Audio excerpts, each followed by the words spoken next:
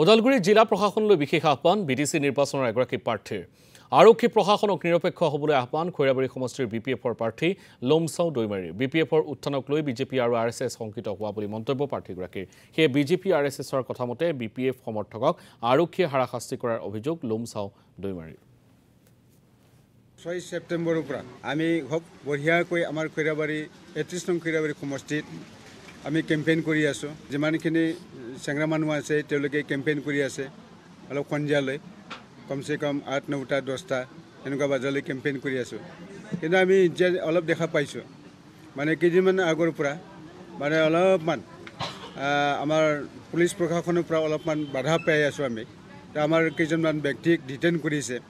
তেওঁলোকে আৰু ডিটেইন কৰিলে আমাৰ অসুবিধা হয় তো মৰে সাপোৰ্টাৰ তেওঁলোকে অৰ্গানাইজ কৰি দিব লাগিব মোক দে গাঁৱে গাঁৱে সুবাই মানে অৰ্গানাইজ কৰি দিব লাগিব ইয়াৰ কাৰণে মই অনুৰোধ জনাইছো পুলিচ প্ৰশাসনক যাতে তেওঁলোকে অলপমান মিডলমেন হৈ ফলে কাম কৰে তাৰ কাৰণে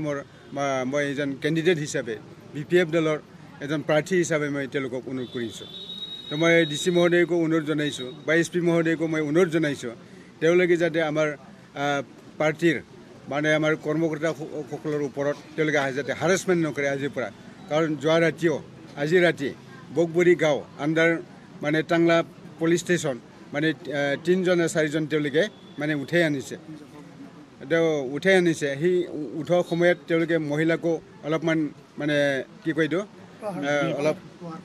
প্ৰহাৰ কৰি আহিছে এইখিনি আমি এতিয়া পাইছোঁ ৰিপৰ্ট পাইছোঁ আৰু তাৰপিছত আমাৰ চিনাকণাৰ পৰা